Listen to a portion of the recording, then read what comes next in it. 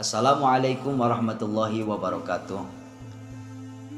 Sahabat fillah yang dirahmati Allah Subhanahu wa taala.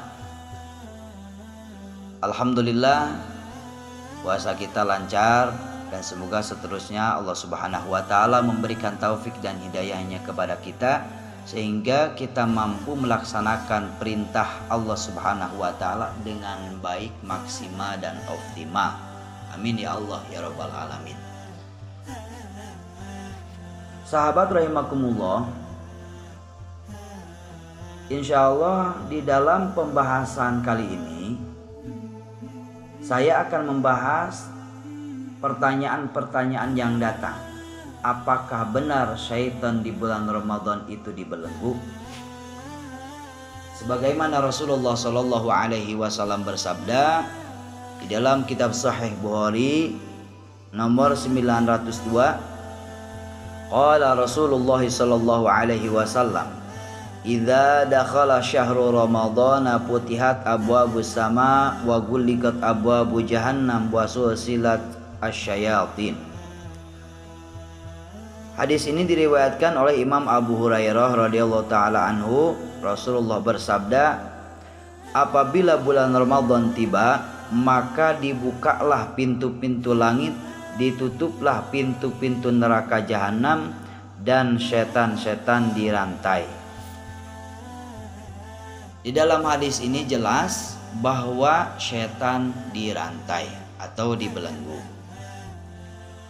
Akan tetapi banyak ulama-ulama memahami hadis ini sehingga terbagi beberapa versi, terbagi beberapa bagian pendapat para ulama. Ada yang mengatakan bahwa setan memang dibelenggu tapi tidak seluruhnya setan, hanya sebagian saja. Malah ada orang alim mengatakan yang ganas-ganasnya doang yang dibelenggu, yang dirantai. Yang lemah-lemah tidak, dibiarkan saja. Memang masuk secara akal atau logika masuk. Tetapi kalau kita kaitkan lagi dengan hadis Rasulullah Shallallahu Alaihi Wasallam yang berbunyi di dalam kitab Ihya Ulumuddin, beliau mengatakan, "Inna syaitana la yajri min ibni adama majrad dammi fadayyiku majrahu bilju." Yang artinya, sesungguhnya setan mengalir di sekujur tubuh anak Adam sampai ke aliran-aliran darah, maka sempitkanlah alirannya dengan lapar. Jelas hadis ini bahwa setan tidak dirantai, karena setiap setan itu pasti mengalir di aliran-aliran darah manusia. Berarti secara pemahaman tidak dirantai atau tidak dibelenggu. Terus yang benar yang mana? Dua-duanya itu benar, tidak ada yang salah. Cuman kita sebagai manusia biasa perlu pemahaman yang mendalam. Kita ambil redaksi dari para ulama-ulama yang memang ahli dalam menafsirkan hadis Rasulullah Shallallahu Alaihi Wasallam. Dan banyak pertanyaan-pertanyaan yang datang. Kalau emang benar setan dibelenggu di bulan Ramadan, kenapa masih banyak orang yang bermaksiat? Nah, ini kan jadi masalah. Seolah-olah hadis Rasulullah Shallallahu Alaihi Wasallam itu tidak benar, padahal cara memahami kita yang tidak benar. Jadi kembali lagi pembahasan tadi bahwa ada sebagian setan yang dibelenggu dan ada yang tidak. Jadi seperti itu. Terus bagaimana cara memahami yang benar? Dan seperti apa setan yang bisa meruksak? Jadi kita memahami bahwa di dalam diri kita itu bukan setan saja yang mengalir. Secara pendapat-pendapat ulama-ulama bahwa di dalam diri kita itu ada syahwat, ada nafsu.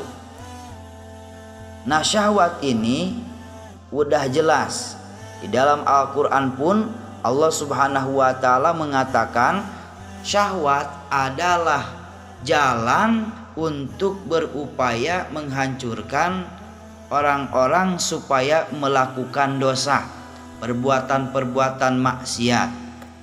Nah, jadi ketika kita berpuasa, pastinya syahwat, nafsu, atau keinginan-keinginan itu diperlemah dengan cara berpuasa, alias mengurangi makanan-makanan yang mengandung hormon-hormon yang memicu pengen makan atau pengen minum, atau perbuatan-perbuatan yang bersifat intim, melakukan hubungan suami istri dan lain sebagainya. Jadi itu faktor atau pemicu daripada perbuatan kita, baik yang baik maupun yang buruknya, itu bisa disebabkan oleh makanan dan timbullah rasa ingin bermaksiat.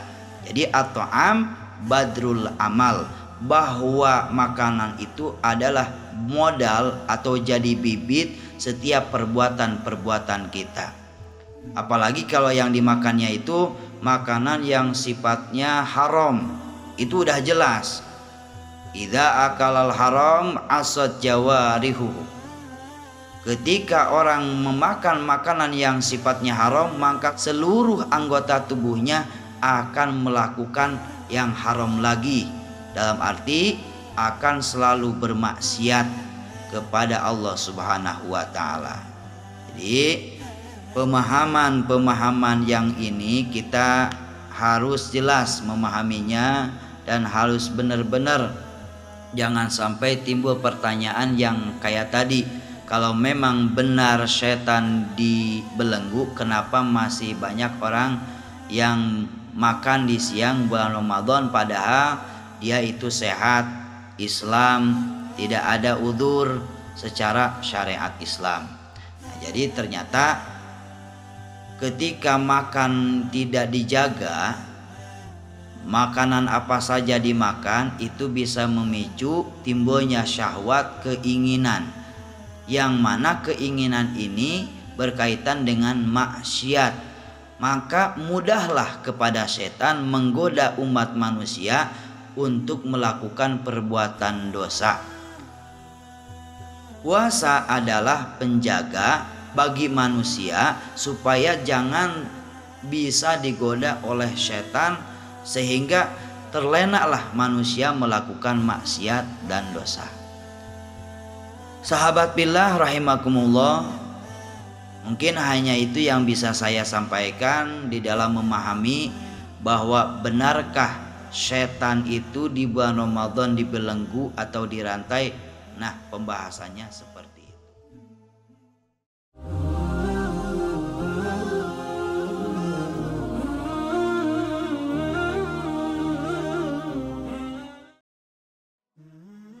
Sahabat billah rahimakumullah, pahala orang yang melaksanakan sholat tarawih di malam ke-6, bagaimana Rasulullah Shallallahu Alaihi Wasallam menjelaskan di dalam hadisnya, wa fil lailatis sadisah a'tahu Allah Ta'ala thawaba man tafa bil baitil ma'mur wa yastaghfiru lahu kullu hajarin wa madarin.